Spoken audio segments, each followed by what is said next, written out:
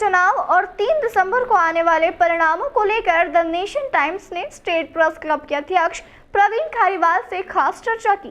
चर्चा में उन्होंने मध्य प्रदेश में किसकी सरकार होगी इसको लेकर अपनी राय दी। इसके अलावा उन्होंने इंदौर की राजनीतिक तासीर को लेकर भी चर्चा की। नमस्कार, द नेशन टाइम के आप फोरम कार्यक्रम में आप सभी दर्शकों का स्वागत है। आज हमारे साथ मेहमान के रूप में वरिष्ठ पत्रकार श्री प्रवीण खारीवाल जी, जो कि पिछले 30 वर्षों से पत्रकारिता के क्षेत्र में जुड़े हुए हैं, स्टेट प्रेस क्लब के अध्यक्ष भी हैं। आइए उनसे चुनाव के बारे में चर्चा करते हैं। स्वागत है प्रवीण जी। धन्यवाद बहुत बहुत कमल भाई। मध्य प्रदेश के चुनावों का अब अंतिम दौर आ गया है और कुछ ही देर में एग्जिट पोल के माध्यम से भी हम लोग ये जान और समझ लेंगे कि मध्य प्रदेश में सत्ता की चाबी किसके हाथ में जाने वाली है। और जैसा कि एक लंबा इंतज़ार मध्य प्रदेश के निवासियों को, मतदाताओं को और ख़ास करके उम्मीदवारों को करना पड़ा है, तो इस बेला में द नेशन के माध्यम से हम ज़रूर ये समझने की कोशिश करेंगे, बताने की कोशिश करेंगे कि मध्य प्रदेश के दिल में क्या कुछ चल रहा है। मोदी के दिल से अब मध्य प्रदेश के दिल में क्या कुछ चल रहा है। प्रवीण जी, सबसे पहला स्पष्ट सवाल ये है, आपको क्या लगता है सरकार बीजेपी की रिपीट हो रही है या कांग्रेस के कुछ चांस बने हैं? क्योंकि 75% से ज़्यादा मतदान हुआ है पूरे प्रदेश में। पहले अमूनन ग्रामीण क्षेत्र में 75% मतदान होता था, शहरी क्षेत्र में 65 होता था। इस बार शहरी क्षेत्रों ने भी वह काम कर रखा है। इसको अपन क्या समझें इसको? देखिए, अधिक मतदान को मैं एक स्वाभाविक रूप से मतदाता जो बढ़ रहे हैं उनका प्रतिशत मानता हूं, और दूसरा जो हम लोग मीडिया, प्रशासन, निर्वाचन आयोग, राजनीतिक दल, सामाजिक संस्थाएं जो एक जागरूकता कार्यक्रम चलाते हैं, मैं उसका असर मानता हूं।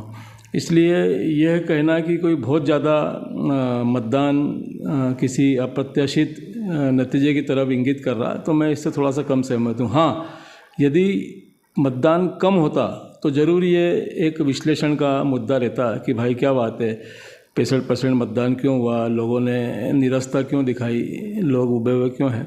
तो मैं समझता हूँ कि लोगों ने मतदान किया है और एक बदलाव के लिए लोगों ने मतदान किया है। हालांकि कड़ा मुकाबला मध्य प्रदेश में हमको देखने को मिला है, फिर भी मुझे ऐसा लगता है, ये मेरा निजी मत है, कि लोगों ने इस बार मध्य प्रदेश में बदलाव के लिए 3-4 महीने पहले से मन बना के रखा था, और उसी तारतम्य में उन्होंने साइलेंट, जिसको हम कहते हैं कि एक लहर ऊपर, भले ही हमको भारतीय जनता पार्टी की, मोदी जी, अमित शाह या इन लोगों की एक ऊपर लहर दिख रही थी, लेकिन अंदरूनी जो लहर थी वो लोग भ्रष्टाचार से, या हम कहें एक चेहरे को देख के उग गए थे। तो इन सब मुद्दों को लेकर, महंगाई के मुद्दों को लेकर, बिजली के बढ़े हुए बिलों को मुद्दों को लेकर, किसानों की परेशानी, मतलब ये कहीं ना कहीं असर करा इन चीज़ों ने। तो जिस तरह की बात हो रही कि लाडली बहना योजना एक गेम चेंजर होगी, तो मुझे नहीं लगता कि 2-3 महीने कि कोई चुनावी उपहार यदि दिए हैं, मैं इसे चुनावी उपहार के रूप में देखता हूं कि उससे कोई जनता अपनी पिछले 5 सालों की दुख तकलीफ भूल जाएगी, मुझे ये नहीं लगता है। और जिस तरह के सट्टा बाज़ार या चैनलों के ओपिनियन पोल और अब एग्जिट पोल भी आने वाले हैं, तो ये इस तरह की खबर हमको भी मिल रही लगातार अंदर खाने से कि भाई 120 से 130 के बीच में कांग्रेस को यहाँ पर सीटें मिलती हुई दिख रही है। जी, आपने ठीक बताया कि प्रदेश में बदलाव की लहर प्रकार से है, उसी हिसाब से जनता ने वोट भी दिया है। अब अपन इंदौर की बात करते हैं। इंदौर 1 नंबर से लेकर के पूरा ग्रामीण सीटें भी हैं, 9 सीटें हैं। तो अब 1 नंबर के बारे में आपका क्या कहना है? देखिए, इंदौर की हम सिलसिलेवार बात करें उसके पहले मैं आपको ज़रूर याद दिलाना चाहूँगा कि इंदौर भारतीय जनता पार्टी का एक गढ़ है। मध्य प्रदेश में वैसे भी शहरी इलाकों में भारतीय जनता पार्टी अच्छा प्रदर्शन करते आई है, और इंदौर भी उससे अछूता नहीं है। इंदौर हो, भोपाल हो, ग्वालियर हो, जितने भी बड़े शहर है, वहाँ भारतीय जनता पार्टी हमेशा आगे रही है। और इंदौर का तो इतिहास आप और हम सभी जानते हैं। सुमित्रा महाजन ने लगभग 30 सालों तक यहाँ पर चुनाव जीते हैं, और उनके बाद में जो उत्तराधिकारी बने हैं उन्होंने 5.5 लाख मतों से जीत दर्ज करी, और उसके जस्ट बाद महापौर के चुनाव में भी भारतीय जनता पार्टी लगभग 2-2.5 लाख वोटों से जीती है। और इसके अलावा हम इसके पहले के महापौर की बात करें तो लगातार 4 महापौर भी भारतीय जनता पार्टी के रहे हैं। तो मतलब कहने का मतलब ये है कि इंदौर जो शहर है वो जनसंघ के समय से भारतीय जनता पार्टी का गढ़ रहा है, चाहे जनता पार्टी रही हो बीच में, उसके बाद भारतीय जनता पार्टी रही हो, तो ये एक गढ़ है। मैं आपको इंदौर को लेके आप ये इंदौर की सीटों को देखते हुए आप प्रदेश की बात नहीं कर सकते। मैं आपको याद दिलाना चाहूँगा कि जब दिग्विजय सिंह मध्य प्रदेश के मुख्यमंत्री थे तो यहाँ कांग्रेस का सुपड़ा साहब था, सारे हारे हुए प्रत्याशी उनके साथ रहते थे, घूमते थे। तो ये भी एक दौर है जिसको मैं विशेष रूप से अंडरलाइन करना चाहूँगा कि इंदौर के नतीजे कुछ भी रहे, लेकिन आपको भी याद होगा कि दिग्विजय सिंह जब मुख्यमंत्री थे तो यहाँ से बाद में 2 मरतबा कार्यकाल में एक विधायक यहाँ से जीते थे। तो ये भी शहर सरकार के साथ जाए ऐसा हम निश्चित तौर पर नहीं कह सकते हैं।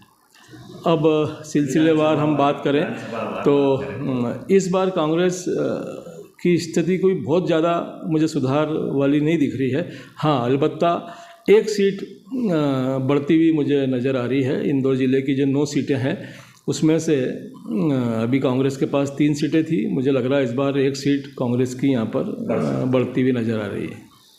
1 नंबर में कैलाश विजयवर्गीय जी को उतार करके भारतीय जनता पार्टी ने संजय शुक्ला को पूरी तरीके से फंसा दिया वहीं पर इस चक्र में। देखिए, ये पहली आज भी अबूझ है कि भारतीय जनता पार्टी ने अपने 6-7 बड़े नेताओं को दांव पर क्यों लगाया। इसका विश्लेषण न तो प्रत्याशी कर पा रहे हैं, न राजनीतिक समीक्षक लोग कर पा रहे हैं कि आखिर ऐसी क्या वजह थी कि जब अधिकांश लोगों को, मंत्रियों को टिकट देना थे तो पार्टी ने नरेंद्र सिंह तोमर, कैलाश विजयवर्गीय, प्रहलाद पटेल जैसे दिग्गज नेताओं को दांव पे क्यों लगाया। और जिस तरह का चक्कर में रीति पाठक तो चुनाव भी हार रही है से, वो केदार शुक्ला हार जीत, कमल जी हार जीत अपनी जगह है, लेकिन जिस तरह की इनको असुविधा हुई वो निश्चित तौर पर हैरत करने वाली है। जो नेता आसपास की 10, 20, 50 सीटों पर प्रचार करने जाते, पार्टी के पक्ष में वातावरण बनाते, उनको अपने क्षेत्र में उलझ के रहना पड़ गया। हमने देखा कैलाश जी भी दोपहर के बाद इंदौर आ जाते थे और फिर देर रात तक 2-3 बजे तक वो लोग चुनाव प्रचार में मशगूल रहते थे। ऐसे ही नरेंद्र सिंह तोमर के साथ हुआ। प्रदेश के इतने बड़े कद्दावर नेता जो प्रदेश के अध्यक्ष भी रहे हैं, किंग मेकर की भूमिका में हैं, लेकिन उनको इस तरह से उलझ जाना पड़ा। और साथ में उनके बेटे की जो एक वीडियो वायरल हुई वो भी उनको खामियाजा उसका उठाना पड़ा। तो इस तरह की दिक्कतें जबलपुर में पूर्व अध्यक्ष टाइट मुकाबले में राकेश सिंह लगे हुए हैं, उनका मुकाबला भी काफ़ी, तो ये मुझे लगता है तो ये मुझे आज तक समझ में नहीं आई बात, क्योंकि ऐसा भारतीय जनता पार्टी ने क्या किया, मतलब या एक तरह से इन लोगों से बदला लिया या कोई सोची समझी रणनीति थी। लेकिन यदि रणनीति होती तो उसका लाभ आसपास की सीटों पर दिखता, जो कि उल्टा नुकसान के रूप में। तो मुझे कोई नहीं दिख रहा है कि 1 नंबर सीट के पास में देपालपुर सीट भी लगी हुई है, सांवर भी लगी हुई है, इंदौर 3 भी लगी हुई है, तो यहाँ पर कोई फ़ायदा तो नहीं दिख रहा मुझे। ये सब कांग्रेस की सीटें जाती हुई दिख रही है। अगर अपन कांग्रेस की बात करें प्रदेश स्तर पे, तो आखिरी 15 दिन में कांग्रेस ने जो चुनाव लड़ा वो पूरी तरीके से बिखरा हुआ चुनाव दिखा कांग्रेस का। कमलनाथ और दिग्विजय सिंह जी के बीच में बिल्कुल बातचीत बंद जैसी रही। 15 दिन में कोई बातचीत नहीं हुई उनके बीच में।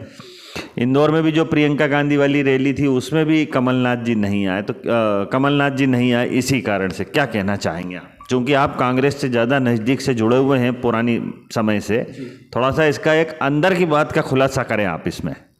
देखिए, निश्चित तौर पर 1-2 तारीख के आसपास जब आखिरी के 8-10 प्रत्याशियों का चयन हो रहा था, उस समय ज़रूर प्रदेश कांग्रेस अध्यक्ष कमलनाथ जी और पूर्व मुख्यमंत्री दिग्विजय सिंह जी के बीच में कुछ सीटों को लेकर टकराव सामने आया।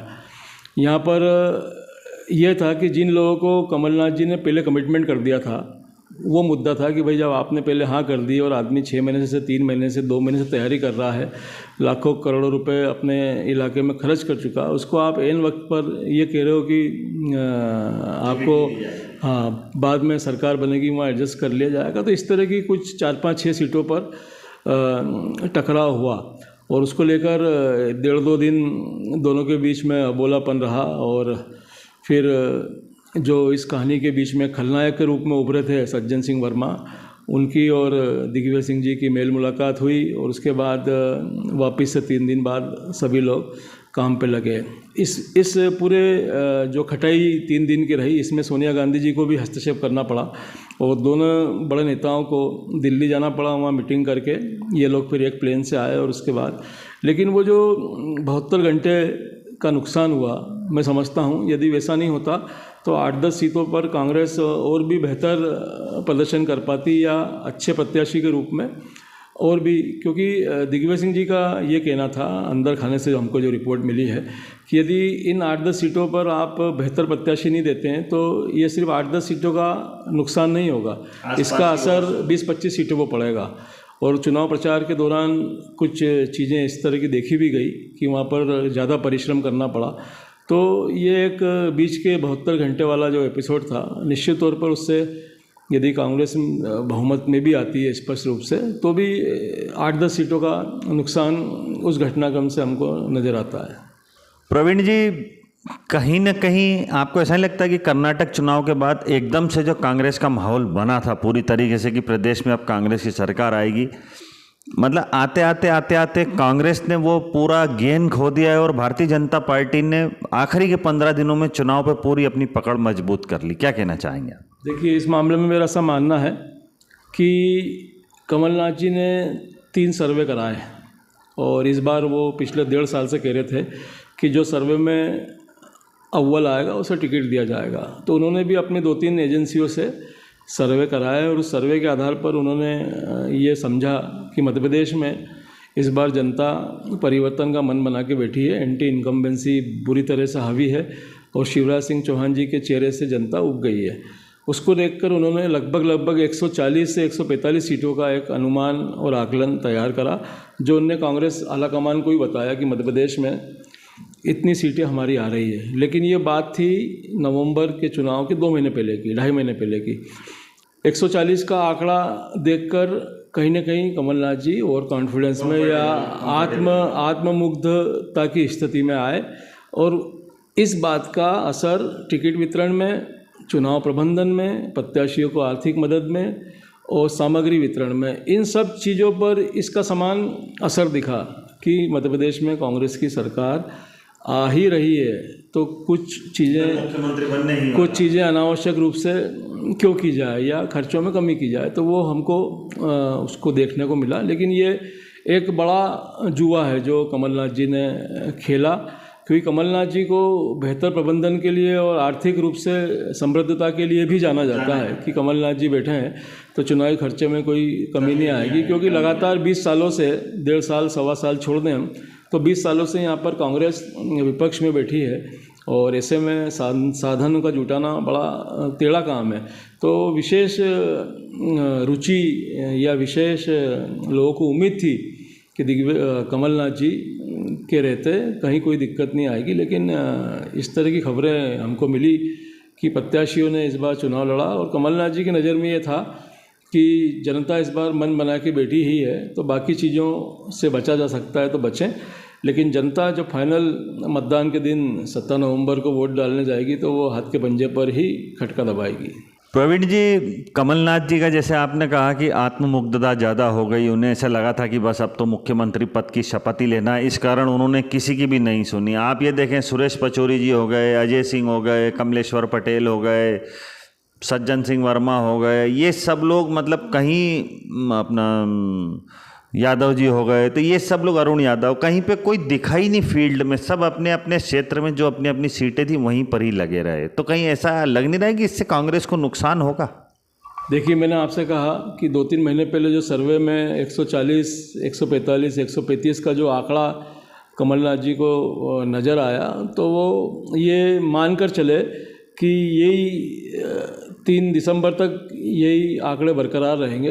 हालांकि मैंने कहा कि बहुत बड़ी जोखिम उन्होंने उठाई है, एक बड़ी जोखिम है ये, क्योंकि उस आंकड़े को देखकर भारतीय जनता पार्टी ने मध्य प्रदेश में अपनी रणनीति बदली।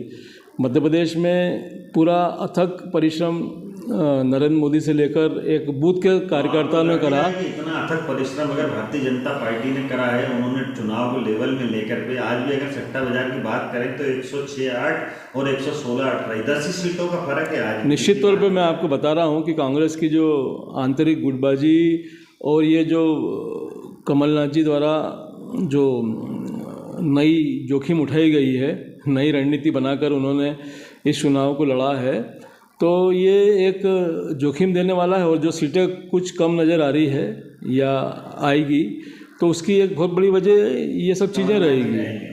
हाँ, उनकी रणनीति रहेगी। मतलब हो सकता था वो 140, 150, 160 तक जा सकते थे, उस आंकड़े से और आगे भी जा सकते थे। आपने दूसरी पंक्ति के नेताओं का जिक्र करा। निश्चित तौर पर मध्य प्रदेश कांग्रेस के 5-6 पूर्व अध्यक्ष, 2-3 पूर्व नेता प्रतिपक्ष इस बार राहत तकते रह गए कि भाई हमें बुलावा आएगा कि हमें अपने ज़िलों के अलावा भी फला ज़िलों में जाना है, फला सीटों पर जाना है। लेकिन इस तरह का कुछ नहीं हुआ। कमलनाथ जी ने सारे नेताओं से ये कहा कि आप अपने अपने ज़िले में, अपने आसपास के इलाकों को देखिए। तो ये भी एक उनका रणनीति का असर था। अव्वल कांग्रेस अध्यक्ष खड़गे जी और राहुल जी और प्रियंका जी की भी रैली और सभाएं बहुत सीमित हुई, क्योंकि मैंने कहा कमलनाथ जी एक अलग विचारधारा के नेता हैं। उन्होंने कांग्रेस के जो स्टार प्रचारकों की सूची थी उसको भी उन्होंने देख के इक्के दुक्के प्रचारक प्रचार करने आए। उनकी शुरू से सोच थी कि भाई मध्य प्रदेश में कार्यकर्ताओं पर अधिक ध्यान दिया जाए और बनिस्बत इसके कि रैली और सभाएं की जाएं, क्योंकि उनका, मुझे ऐसा लगा कि चुनावी दिनों में इन सब का कोई बहुत असर नहीं पड़ता है। ये ऐसी उनकी सोच रही। तो उन्होंने बूथ मैनेजमेंट और हारी हुई सीटों पर ज़्यादा ध्यान दिया, बने से इस पर कि जगह जगह सभाएं की जाए और उसमें समय बिगाड़ा जाए। जैसे आपने कहा कि मामा की शक्ल ऐसी हो गई कि अब लोगों को अच्छी नहीं लग रही। 18 साल से एक ही चेहरा देख देख के जनता ऊब गई है। कांग्रेस ने जो अपने वचन पत्र में बात कही कि हम 1500 रुपये प्रति माह देंगे, 500 रुपये में देंगे, चूल्हा आपको गैस सिलेंडर 500 रुपये में देंगे, यह सब तो मामा ऑलरेडी उनको दे ही रहे हैं, तो वो कैसे उबेंगे। लाडली लक्ष्मी, लाडली बहना जैसी स्कीम अभी मध्य प्रदेश में चल रही है। 13,78,000 महिलाओं ने अधिक वोट किए हैं पिछली बार के मुकाबले। तो एक एक घंटा महिला लाइन में लग करके, आपको लगता है कि कमलनाथ को वोट देगी? क्या समझते हैं आप ऐसा? देखिए, शिवराज जी के चेहरे में तो कोई दिक्कत मुझे नज़र नहीं आती, लेकिन एक परिवर्तन सृष्टि का नियम है। लोग एक चेहरा देख के उब जाते हैं, और यही बात भारतीय जनता पार्टी का जो कैडर है वो कह रहा है कि भाई हम लोग अपनी पार्टी में उब गए हैं। या लगातार एक ही आदमी जब बरसों बरस किसी पद पर बैठता है तो वो एक कागज़ से घिर जाता है और फिर दूसरे लोगों को उसमें असहजता नज़र आती है। तो परिवर्तन का एक बड़ा कारण ये भी है। दूसरा, जो शिवराज जी के हितैषी लोग हैं उन्होंने भी इस तरह की मशवरे दिए हैं कि साहब आप एक पद पे, एक कुर्सी पे कब तक बैठे रहोगे, आप भी तो तरक्की कीजिए, आप भी तो आगे जाइए, आप भी तो दिल्ली दरबार में हाजिरी लगाइए। तो इस तरह की बातें हैं, क्योंकि एक कुर्सी पे आदमी कब तक रह सकता है। और विशेषकर व्यक्ति केंद्रित पार्टी की मैं बात नहीं कर रहा हूँ, सपा बसपा या इस तरह की, लेकिन इस भारतीय जनता पार्टी जो कि एक व्यापक कार्यकर्ताओं की पार्टी है, उसमें लोग अपेक्षा करते हैं कि दूसरों को भी अवसर मिले। 13,78,000 लाडली बहनों ने जो वोट दिया है, अधिकतम इस बार अधिक वोट दिए हैं। सरकारी कर्मचारियों की नाराज़गी है, उस पर क्या कहना चाहेंगे आप? देखिए, मैं नहीं समझता हूँ कि 3 महीने में 3 किस्त 1,000-1,200 रुपये की देने से महिलाएं कोई किसी एक पार्टी की तरफ हो जाएगी। हाँ, इस योजना ने ये ज़रूर किया है कि महिलाओं को मतदान केंद्र तक जाने के लिए प्रेरित किया है। और कांग्रेस के कई नेता कहते हैं कि जब लाडली लक्ष्मी बहना योजना के फॉर्म भराए गए थे तो सबसे ज़्यादा ध्यान भारतीय जनता पार्टी और राष्ट्रीय स्वयंसेवक संघ के से जुड़े परिवारों पर दिया गया। उनके फॉर्म अधिक से अधिक भरवाए गए। तो यदि भारतीय जनता पार्टी से जुड़े परिवार या उनके कार्यकर्ता या राष्ट्रीय स्वयंसेवक संघ के कार्यकर्ताओं के फॉर्म भरवाए गए हैं तो वो तो मतदान गाहे बगाहे भारतीय जनता पार्टी के पक्ष में ही करना है उन्हें। तो कांग्रेस की एक दलील ये भी है कि उसका लाभ तो जिस वर्ग को मिलना था उसी को मिला है और जिनको उनको वोट देना था वो दे ही रहे हैं, तो कोई बहुत उसमें कोई गेम चेंजर जैसी बात नहीं है। और दूसरी बात ये भी है, कई महिलाओं ने कई जगह कहा है, हमने यूट्यूब वगैरह पे वीडियो सुने हैं कि भाई 2-3 हज़ार रुपये दे के कोई हमारा वोट खरीद ले, ये ऐसी सोच नहीं होना चाहिए। क्योंकि 3,000 3,500 रुपये एक तरफ एक आदमी के हाथ में है और दूसरी तरफ उसके हाथ में 5 साल की दुख तकलीफ है, महंगाई, बिजली के महंगे बिल, स्कूलों की फ़ीस, पेट्रोल, वेट, मतलब ऐसे अनगिनत त्रासदियाँ हैं। तो मुझे नहीं लगता कि 3-3,500 रुपये की तुलना में दूसरी चीज़ें आदमी भूल जाएगा, वो कहीं ना कहीं बदला लेगा। और पिछले चुनाव में भी लिया था लोगों ने, लेकिन वो कतिपय कारणों से सरकार उखड़ गई। तो मुझे लगता है कि इस बार साइलेंट वोटिंग हुआ है। जो बार बार मीडिया में, सट्टा बाज़ार में या राजनीतिक कार्यकर्ताओं के विश्लेषण में ये बात आ रही है कि हमें कुछ समझ में नहीं आ रहा, उसकी वजह यही है कि लोगों ने बड़े मुख्य रूप से मतदान किया है और अपनी सरकार के प्रति जो गुस्सा है वो निकाला है। अब आप सरकारी कर्मचारी की बात कर रहे हैं, यदि मध्य प्रदेश में मुख्य सचिव जैसे सर्वोच्च पद पर बैठे आदमी को भी 2-2 बार एक्सटेंशन दिया जाएगा और तीसरी बार भी एक्सटेंशन देने के प्रयास किए गए तो नहीं मिला, लेकिन क्या आप ये नहीं मानते हैं कि इसके बाद उनके नीचे के जो लोग जो पदोन्नति के लिए क्रम में बैठे हैं, यदि चीफ सेक्रेटरी बैठा है 1 साल तक, तो आप सोचो नीचे एडिशनल कलेक्टर, सीओ तक जाते जाते कितने लोगों को प्रतीक्षा करना पड़ती है। और फिर उनके पूर्वाग्रह, उनका अड़ियल रवैया जो जिसके लिए वो जाने जाते हैं, तो लोग ऐसे अनेक कारण रहे, चाहे फिर वो अधिकारियों की पोस्टिंग की बात रही है, वही एक बड़ा काकस बन गया था, उन्हीं के लोग उपकृत होते थे जिलों में पोस्टिंग पाने के लिए। ऐसा मध्य प्रदेश में पहली बार हुआ है कि आईएएसओ की एक बड़ी फहरिस्त है जिन्हें पिछले 5-7 सालों में जिलों की कलेक्ट्री नहीं मिली है। तो ये इतना असंतुलन इससे पहले कभी नहीं देखा गया। यही वजह है कि शने शने हर विभाग में, चाहे मध्य प्रदेश विद्युत मंडल हो, पुलिस डिपार्टमेंट हो, नगरीय प्रशासन विभाग हो, यहाँ के कर्मचारी सरकार से नाराज़ होते चले गए।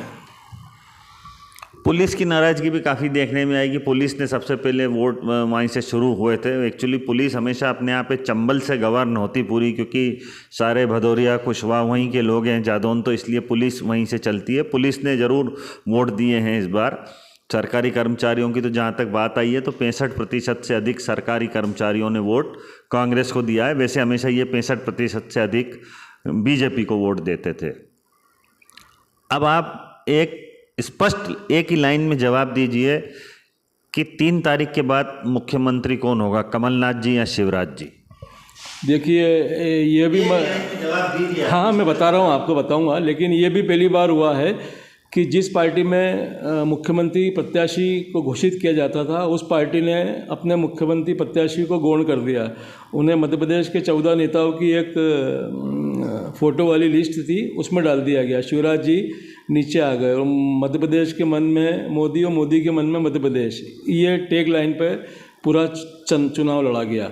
इसलिए भारतीय जनता पार्टी का मुख्यमंत्री कौन होगा ये स्पष्ट नहीं है। हाँ, कांग्रेस जहाँ पर आज तक के इतिहास में कभी भी सीएम कैंडिडेट डिक्लेयर नहीं किया गया, वहाँ पहली बार ये प्रयोग किया गया कि राहुल जी, सोनिया जी या बड़े नेताओं ने स्पष्ट रूप से कहा कि मध्य प्रदेश में सरकार आएगी और मुख्यमंत्री कमलनाथ ही होंगे। उनके परम सहयोगी दिग्विजय सिंह जी ने भी अनेक बार उनको इस बात को लेकर आश्वस्त किया कि आपको ही मुख्यमंत्री बनाया जाएगा और आप ही मुख्यमंत्री बन रहे हैं। तो कांग्रेस में तो सरकार आती है तो बिल्कुल स्पष्ट है कि कमलनाथ ही मुख्यमंत्री होंगे। और कमलनाथ पिछले 6-7 दिन की लंबी यात्रा के बाद आज दिल्ली में अपने ऑफिस में बैठ गए हैं और मुलाकात कर रहे हैं। मध्य प्रदेश के कई बड़े अधिकारी और बड़े नेता की उनसे मुलाकात की खबर हम तक आई है अभी। तो ये जो सारा वातावरण है, ब्यूरोक्रेसी का रुझान, एग्ज़िट पोल के नतीजे, प्री पोल के नतीजे, सट्टा बाज़ार, इन सब में जब हमको नज़र आ रहा है कि कांग्रेस की सरकार बन रही है तो निश्चित तौर पर कमलनाथ जी ही मध्य प्रदेश के मुख्यमंत्री होंगे। और उनके पुत्र तारीख का भी ऐलान कर चुके हैं कि 7 तारीख को कमलनाथ जी मध्य प्रदेश के नए मुख्यमंत्री की शपथ लेंगे। ये हमारे साथ थे वरिष्ठ पत्रकार श्री प्रवीण खारीवाल जी, जिन्होंने बताया कि 7 तारीख को मुख्यमंत्री श्री कमलनाथ जी मध्य प्रदेश के मुख्यमंत्री के रूप में शपथ लेंगे। मैं कमल कस्तूरी, कैमरा पर्सन अजय सालवी के साथ द नेशन टाइम के लिए।